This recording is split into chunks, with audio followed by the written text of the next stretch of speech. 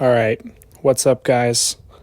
I am William, also known as GertGod40, also known as the best rapper alive, also known as the best gamer alive, also known as the best person alive. And this will be the first video of me and this guy named Random Thought Trains. I don't know if you heard of him or not. It's our collaborative YouTube channel. It's called Sidetracked, right? And today I got some Akinator playing, right? I'm gonna be reading some r/nosleep, if that's all right with y'all. If that's all right. It's currently 9:30, and as this being me and Gabe, also known as Random Thought Train's first video, we have to get a video out every week starting this week, and it's the last day of the week. I got 3 hours left where I'm at to upload. So this is basically a panic upload. Gabe isn't even here, but yeah, I'm gonna read this top story. It's called "My Sugar Daddy Asks Me for Weird Favors."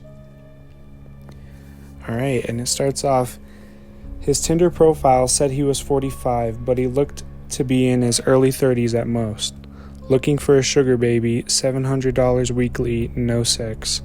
It sounded too good to be true, but as a broke university student, I was willing to take my chances. I swiped right, and Tinder let me know it was a match. His message came seconds later. "Hey there, sweetie." I cringed at that word. I hated it, but $700 was $700, so I sucked it up and replied, "Hey, winky face." I just gotta throw my 2 cents in, and I would say I would definitely pay $700 if I saw this shit too. Call me crazy, but let's see if this story steers me in a different way. His name was Jack, and he told me he owned his own business, although he never specified what kind of business it was. We talked for a while before he asked me for my Venmo to send me the first payment. After a few minutes, I got the notification.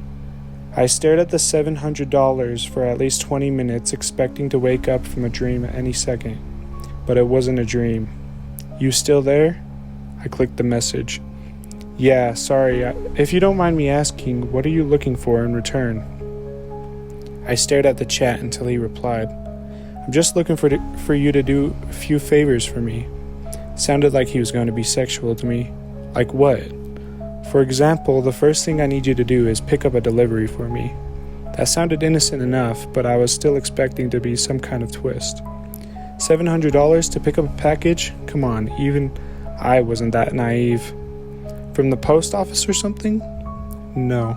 I'll send you the address, but I'd rather not do this through Tinder. You got Kick?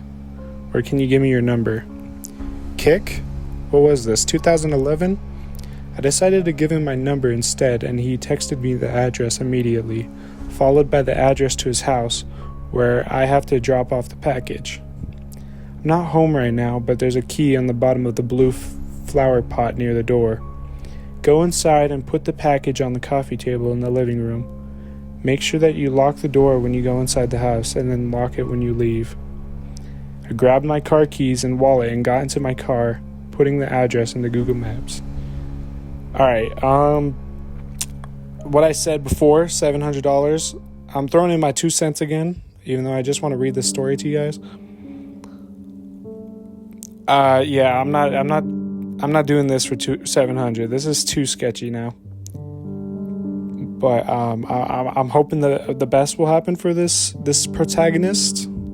It's a true story. This is the top rated or top upvoted on this Reddit, r/nosleep.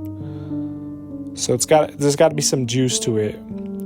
Also, while you guys are watching this beautiful Akinator gameplay, maybe you could try to guess. Yeah, here's your challenge at home. Try to guess what character I'm making Akinator guess before he guesses it. So, yep. Yep, there's that for you. You go ahead and have so much fun doing that. Okay, let's get back to the story. She replies saying, I'm guessing she replies, "Got it, on my way." My phone buzzed as soon as I backed out of my driveway. "I'm serious. Lock the door both times, please." Thought it was a little excessive, but I promised him that I would. The house looked abandoned. It had a broken chain link fence around it with a small door that was hanging on to dear life. It stuck out like a sore thumb, surrounded by houses that were a lot nicer than this one in comparison. "You here for Jack's shit?" I looked up to see a man standing in the open doorway of the house. He took up almost the entire space, his head skimming the top of the doorframe. He was huge in height and muscles, and his entire torso was covered in tattoos.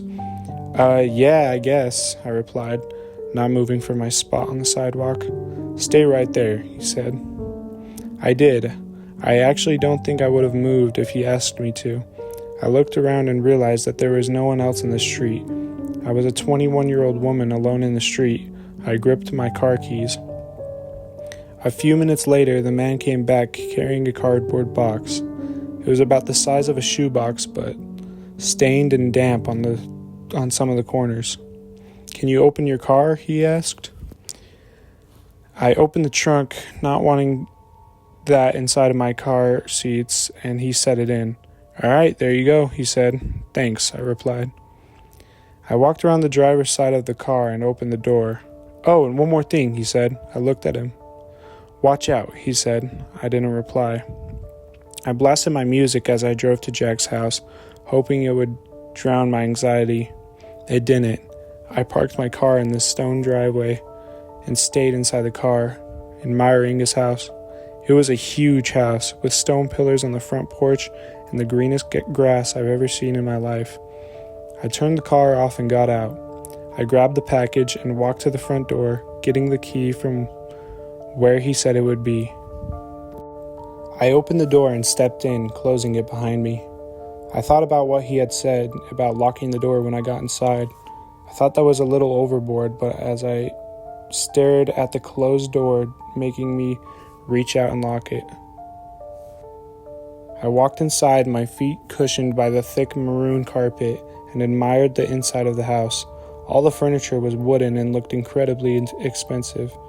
I would probably finish a school a dozen times with the money that took it to furnish this place.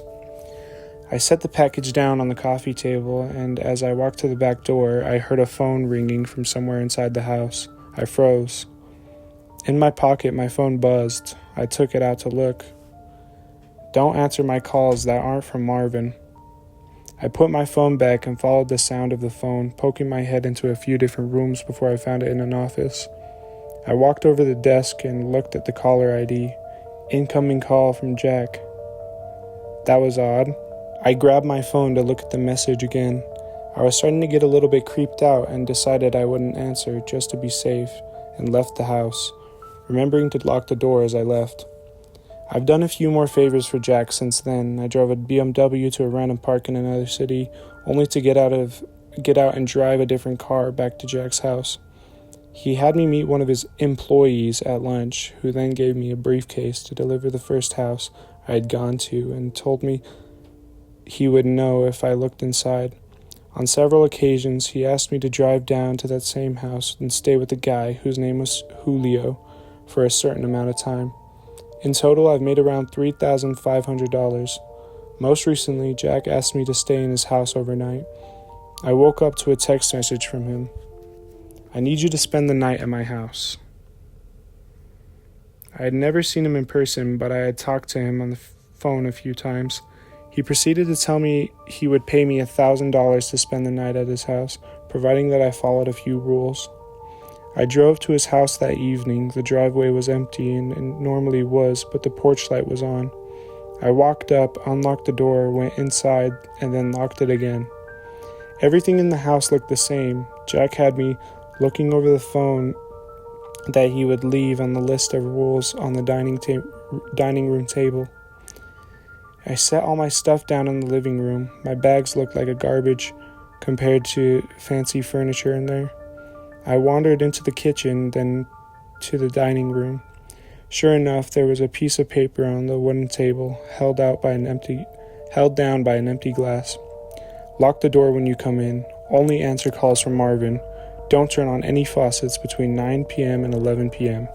Don't open the door for anyone, no matter what. No matter who they say they are, after 10 p.m. If the door to the closet at the end of the hall is open, sleep in the library. If closed, sleep in any of the bedrooms. The gardener comes at midnight. If he starts knocking on the windows, hide. Turn the TV on and play the static through the night. Don't forget to do this. Help yourself to anything in the fridge. Smile face. I'll pay you in the morning. Good night. I made sure to follow all these rules. To be honest, I was regretting my decision. But seeing as I was already there and I was getting paid, I decided to stay anyways. I figured as long as I followed the rules, I'd be perfectly fine. Still, it felt a little odd. What was this, a haunted house? Nevertheless, I lounged around the house a few hours as I was planning to go to sleep around 9, since that's the time the weird shit would begin to happen. At 8:50, I brushed my teeth using the faucet for the last time before 9. I checked the closet in the hallway, and upon seeing that it was open, I moved all my stuff into the library and got ready to sleep on the couch. I locked 2 doors just in case and laid on the couch. Scrolling through my phone, I hadn't got any more messages from Jack, and I started to think up scenarios and reasons as to why he'd had such strict, peculiar sets of rules in this house. I had dozed off at some point. At exactly 10:16 p.m., I was woken up by the doorbell ringing. I was about to get up to check, but then I remembered the rule. Don't open the door for anyone, no matter who they say they are, after 10 p.m. I stayed on the couch, trying not to move, paranoid that they would hear even the slightest sounds. It's the police! Open up! I didn't move. Hello, it's the police! Open up or we're coming in! I still didn't move, but I could hear my heartbeat in my ears. There was silence for a while after that. Then the doorbell rang again. Hey, it's Jack! Let me in! Sounded like Jack, but still I didn't get up. He would have a key, wouldn't he? Why would he need me to let him in? This continued for almost a full hour. Different people would ring the doorbell, announce themselves, and disappear when I didn't respond. I was finally able to sleep, and then the gardener never came. When I woke up the next morning, I heard someone in the kitchen. I got up slowly and unlocked the door as quietly as possible, taking my phone with me and walking across the living room into the kitchen. I stopped at the entrance and peered in. It was Jack. He was standing in front of the stove, stirring something as the coffee machine brewed coffee on the counter behind him. Hey, good morning, he said when he saw me. Hi, I replied, nervous. I hadn't seen this person before, but he looked exactly like his pictures online. Scrambled eggs? He asked, motioning to the pan with a wooden spoon. Yeah, thanks, I replied, walking over to take a plate from him. I ate my breakfast and drank some coffee in silence. So, how was it? He asked. It was okay, nothing super freaky happened, I replied. Cool, he replied. There was some awkwardness in the room. I think I'm going to go now, I have class, I trailed off. I didn't, but I really wanted to get out of there. Oh no, yeah, sure, I'll talk to you some other time, he replied. I grabbed my stuff and he walked me to my car. I could see him standing in the driveway staring at me as I left. When I got home, I unpacked all my stuff and noticed that I still had the list with me. I sat on my bed and read it again. I felt my body tense up as I realized that I had forgotten something. Turn the TV on and let it play static through the night. Do not forget this. Turn the TV on and let it play static through the night. Do not forget this. Do not forget this. I stared at those words on the page until they lost meaning. Beside me, my phone buzzed, snapping me back to reality. It was a $1,000 payment. I looked at my phone, then back at the list. Maybe it wasn't an important step? As I was thinking this over, a text from Jack came in. I'm not in town right now. I should be back next week, so you're free from running any more errands for me until then. Just sent the payment. Go do something fun. Winky face emoji. I stared at the message and read it again, and once more for good measure. I'm not in town right now. I thought back to this morning and how Jack was in his house, how he gave me breakfast. I'm not in town right now. Within minutes, a new text came from the number that I didn't recognize. Did you forget to do something? Winky face emoji. The text was followed by a picture of Jack, or whoever this version of Jack was, standing in front of the TV. I didn't respond. Next came another picture. This one was outside of my house. It was followed by another text. Watch out. Damn! Holy shit. Okay. Dude, I gotta be honest. This Redditor is out of their mind, out of their noggin. I would never. I take back what I said about $700 being $700 because I'm not going to some random person's house for $700, and now they probably got a stalker on them for the rest of their life. Hope you guys really enjoyed me telling this little story. This was just kind of like a little panic drop because the week's almost over and we need to upload something every week. I promise that we'll upload more quality content. That's a lie. But yeah, drop what you guys think down below, and I'll see you guys in the next one. Peace out.